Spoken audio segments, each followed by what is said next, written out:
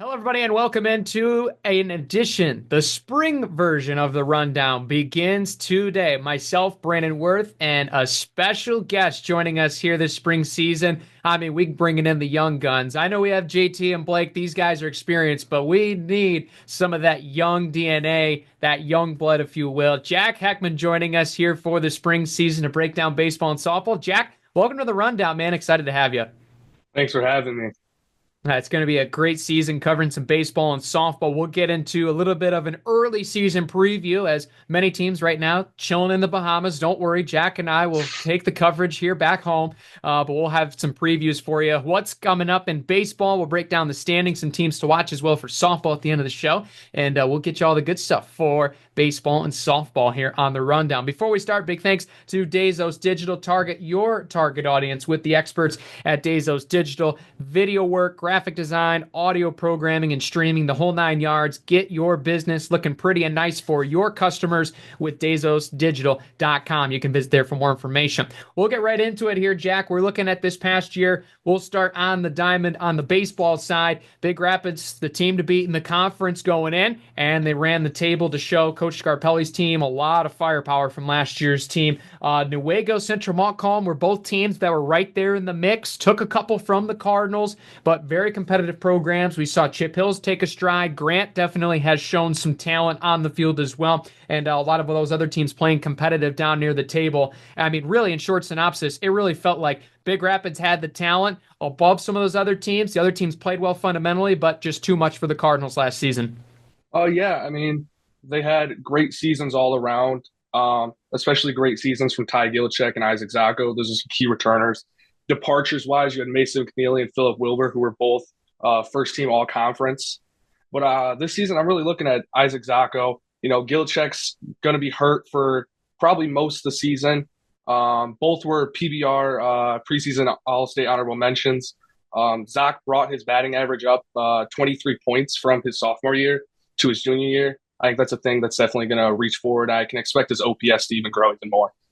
Absolutely. A lot of talent returning. You mentioned Zacco, a guy that's going to be playing the collegiate level next fall, looking for a breakout season, and especially something unique looking at the conference, right? We're going to be back to that split, right? The formerly known gold and silver, now red and white this year. So the 6 and 5 that you see in football, it's going to be portrayed the exact same in baseball and softball, which is very exciting. So you have Big Rapids, Chip Hills, Reed City, Newaygo, Grant Tri-County there in the formerly gold, the red. And then on the other side, you have Central Montcalm, White Cloud, Moly Stanwood, Kent City, and Lakeview representing that silver or white division. So it's going to be interesting to see how that dynamic does. The schedules now change, right? You're going to see more games earlier on in the week, and you're going to see some days where there's a doubleheader and some days where it might just be a single game. It's a little bit of a unique experiment of a schedule. And I think that'll bring up a lot of interesting things here, Jack. I mean, from perspectives, right, as analysts and lineup guys, it's going to be interesting to see how a lot of these teams really approach those top heavy, especially on the pitching side of things, when you're looking at some of these conference games being early in the week.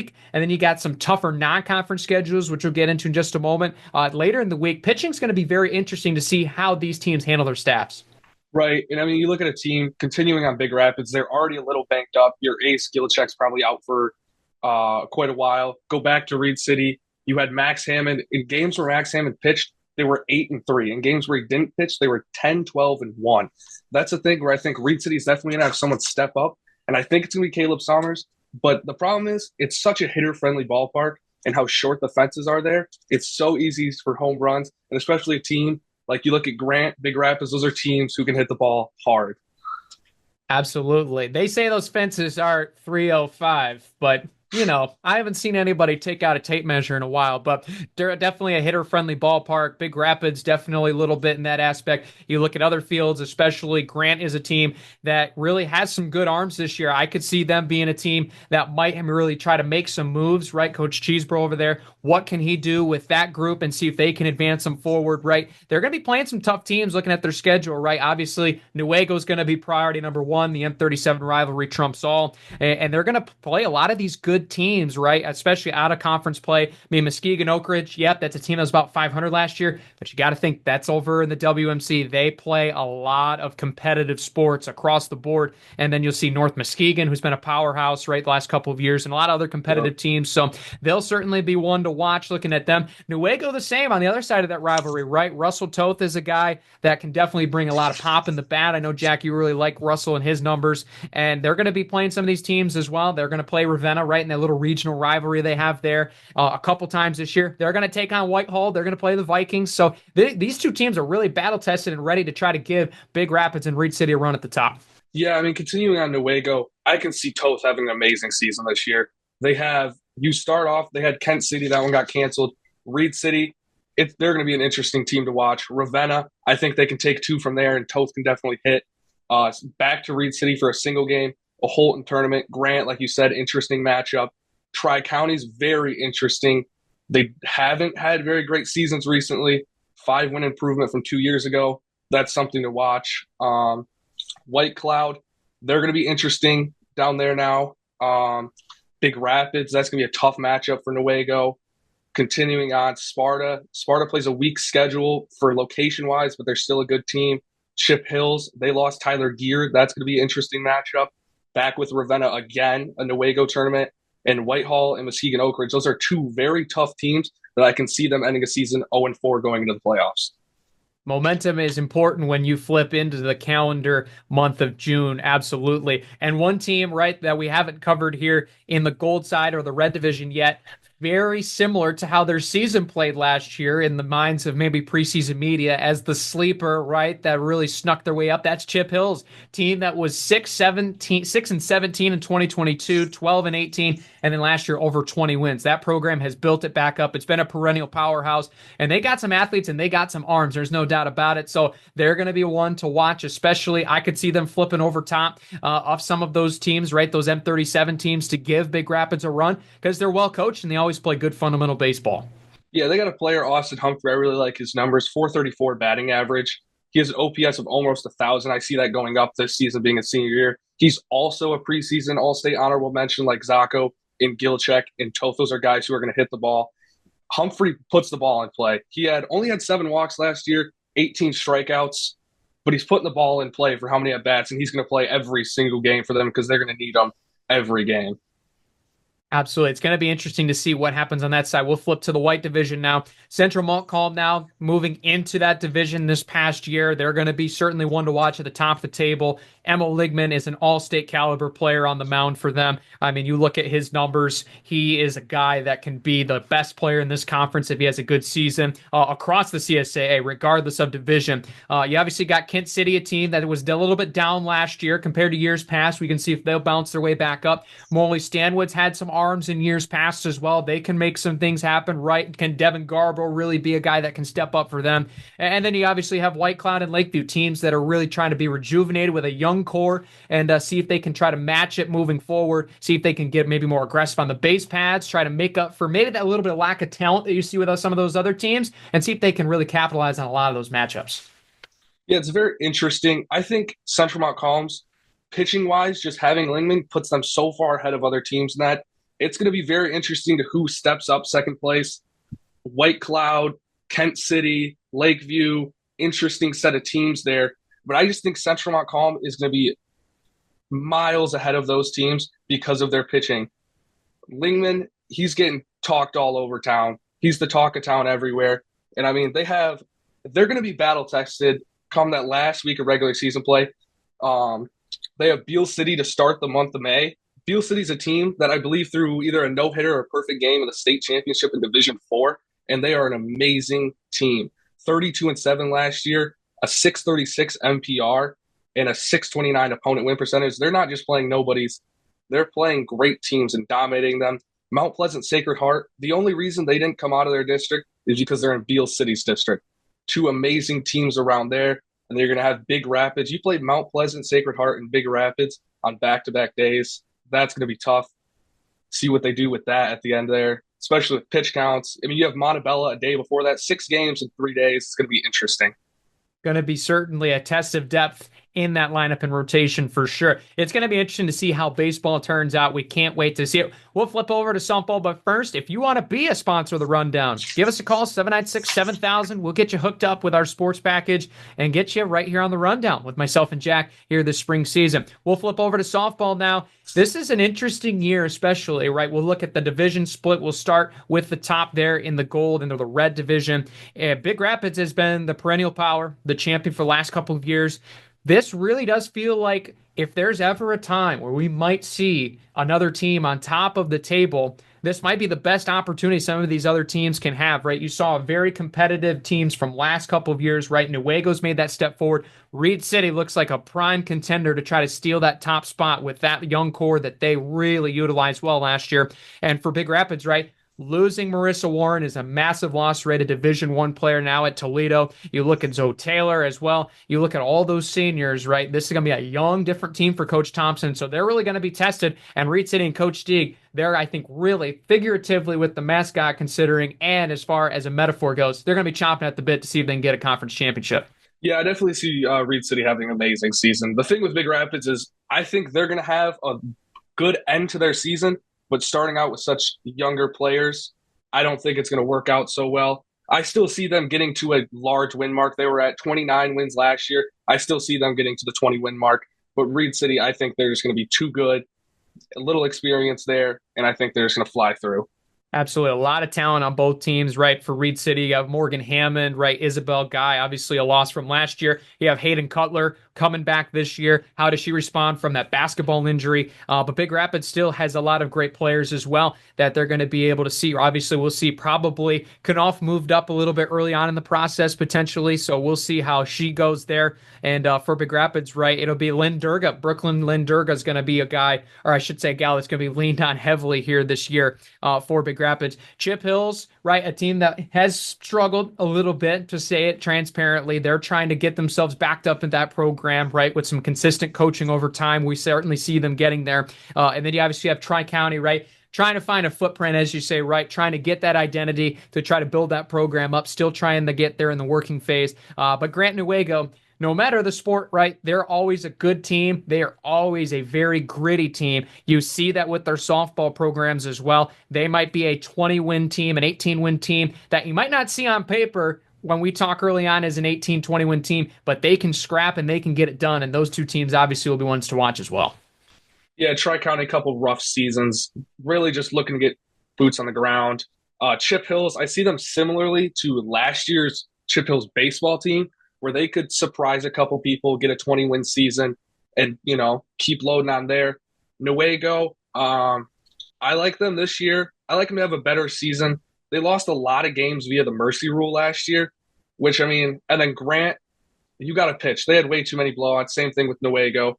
But like you said, they can be gritty. But I think Reed City and Big Rapids are too far ahead of these teams down at the bottom that they're just going to run away with it.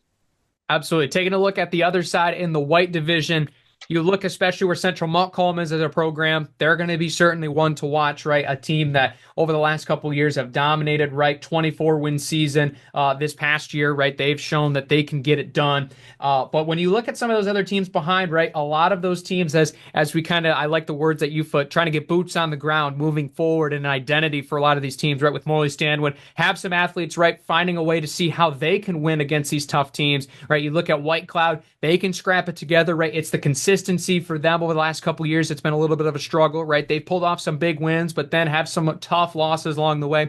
And then you have Lakeview, obviously, that's going to be trying to see if they can build themselves forward. Kent City might be a sleeper team in my book, Jack. Love to hear your thoughts as a team.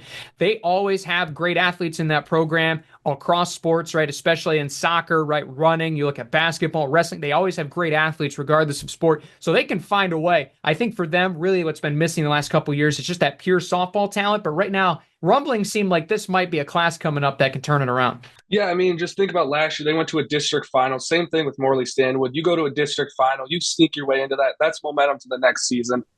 Anything, if you could put together a great end to a season, you can build that together. I think looking at more toward White Cloud and stuff and Central Montcalm, they played a lot of close games. White Cloud had a lot of games that easily could have gone their way. Central Montcalm played Reed City close last year at the beginning of the year. If they can get a couple wins early, it's momentum. And I think with how wide open this is, momentum is going to be a huge aspect on this side of it. Absolutely. That'll conclude our season previews. But before we go here, Jack, I'll put you on the spot and then I'll give my answers as well. Who's that sneaky team on the baseball diamond and the softball diamond? Could be either conference that you're going to be watching a little bit more closely this coming season. I mean, Central Montcalm, they're always kind of there. I don't think they're going to be that sneaky. I think they're just going to be great. White Cloud, you may be able to see them. I could see them maybe getting back to that 16, 18 win mark. A very easy schedule. Kent City, that's a tough one to really say on. Lakeview, Morley, I'm not a big fan of him. I do like Garbeau from Morley Stanwood. He could have a great season. So on that side, I would say I would kind of watch out really for White Cloud. They could have sneaky, maybe give them contention with Central Montcalm. But if you're really looking to watch a team, you got to watch Central Montcalm. Lingman's way too good for anyone to come close to him in the conference. I think they run away. On the other side of it, Chip Hills, I like them to get 14, 18 wins this season. But Ooh. the problem is their conference, it's tough. I have them going 5-10 in conference, but I have them going 9-5 out of conference. Easily could see them get to that 14 wins. Tri-County, if they have good pitching this year, the problem is last year they had a 4.3 team ERA. If they have good pitching, they can get to 10 wins. If Amacher has a 950 OPS and they have better pitching, you could see that jump to 14. That's a sneaky team to watch, but it's hard to say because it's such a tough conference between Grant, Big Rapids. They play a lot of tough teams. They started out with Greenville. That's not a great team, but where you come from down that area, you definitely play tougher teams. They have Newaygo conference game. Cedar Springs, same thing with Greenville. They come from the same area. Chip Hills, that's a team that I would be on the lookout. Central Montcalm is going to be tough. They play Ravenna, and then they ended it with Reed City. They could sneak out some wins there. Maybe a tough start to the season. They could start out I could see them starting out 0-8, 1-7, but still getting back to that 10-win mark. Reed City, that's a very interesting team. You lose Hammond and Hanson. That's tough. I don't see them getting to winning record, though. I have them at around the 12, 15 win mark. Hammond going to Central Michigan. He was a two-time first-team All-State, and last year was a Dream Team Player of the Year. Reed City having back-to-back Dream Player of the Year between him and Xavier Allen. That's going to be tough. There's a lot on their plate this year. They're an interesting team to watch. Back to Grant. I could see them getting 18, 22 wins. They have a tougher schedule than last year, I will say that, though. But their team is better. I have them sitting around the same number of wins, 18, but I think it's a lot better team. And I think they are able to potentially go out and play for a district championship. They lost in the first round last year. They're getting Aiden Booth back. Rory Fish is back. Austin Tyers is back. Blake Ryder. They lost Oakley Obanoff. So they could be interesting. Big Rapids is something you got to watch with injuries. You're not going to have Ty Gilchek. I see them with a tough schedule. They start out Traverse City Central is always an interesting team. They were 5-23 last year, but played one of the toughest schedules in the entire state. They have a schedule that almost is eerily similar to Brother Rice numbers-wise, and Brother Rice is the best team in the state for baseball. They have Kalamazoo Central is an interesting down there. They have a tournament with them in Oxford. Tri-County they'll take on. Gull Lake is a state semifinalist. That's a tough one. TC St. Francis, private schools are always good at sports. TC West, that's another one. Byron Center's one where they went and they lost 2 close games last year. They'll have the Tom Ryan, Newaygo, Grant. Grant, Big Rapids is a very interesting matchup that I think that's going to be a huge week in the middle of May that really can decide their season because Big Rapids is going to have Grant, Petoskey, Aggie invite, Mount Pleasant, Central Montcalm, Bay City, John Glenn, and Canton to end the season. They play an insane amount of games in little time, but I think they're going to be the most tested team in the entire conference. And if there's anyone that has a chance of going on a run, a healthy Big Rapids team is number one on my list. And then Newaygo, lastly, to finish it off, they got Reed City, Ravenna, Reed City again, Grant, Tri-County, White Cloud, Big Rapids, Sparta, Chip Hills, Ravenna again, Whitehall, Muskegon, Oak Ridge. We talked about it earlier. I said it earlier, they could go 0-4 going into playoffs. That's a team that I could see struggling and going into playoffs. But if you're going to watch out for a team, I think it's going to be Grant or Chip Hills. Grant, on paper, I don't think that wins number is going to be as high as some people want it to be, but I still think they're going to be one of the best teams, and they could give Big Rapids a run for their money. There you go. I mean, folks, if you're missing information after that, you're in the wrong place. It's good stuff right there, Jack. I'll highlight some teams I'll be watching. I'm looking at the CSAA Red for baseball. It's going to be my alum. It's going to be the Coyotes of Reed City, right? Losing the arms. Big loss, right, with Hammond, Allen the year before, right? They have found ways to really, Coach Granis has done a good job of patching his way. Will they be able to step up against some of these teams with a lot more depth? That's going to be an interesting factor that I'll be looking out for. Looking on the white division, right? Who's going to be the team that can try to give Central Montcalm a run? I'm going to see if Morley Stanwood can really build off of some of those athletes and see if they can really push, especially from last year, what they did on the basketball floor. Might just be that momentum they have to be able to make a run. Looking at red for softball, I think we could be looking at Newaygo as a team that we know is good on paper. They're going to be a team that's right, obviously going to be one to watch, but how good can they really be, right? Especially with some of these great young talented players, right? Especially Maya Lathrop is one of those players. As a sophomore, she was a standout. Lost a couple seniors, but how can they find a way? And they've seemed to have young talent each and every year. And then the CSAA White, I'm going to be looking at Central Montcalm in that softball region. As Jack, you mentioned it, close games all year, right? That tests the mentality of a team over time as a program. So how do they respond, right, with Kent City? A lot of these teams likely going to take a step forward after having some young personnel seasons. It's going to be very interesting to watch nonetheless. But we can't wait to be a part of your spring seasons, baseball and softball coverage, all these video episodes. Be sure to subscribe, Big Rapids Daily News and WBRN on YouTube. Jack, great debut episode. We can call it a pilot, but I think the people are excited. We can't wait to get it next week. Yep. All right. Be sure to subscribe, everybody. Big thanks to Days Host Digital, and we'll see you next time here on The Rundown.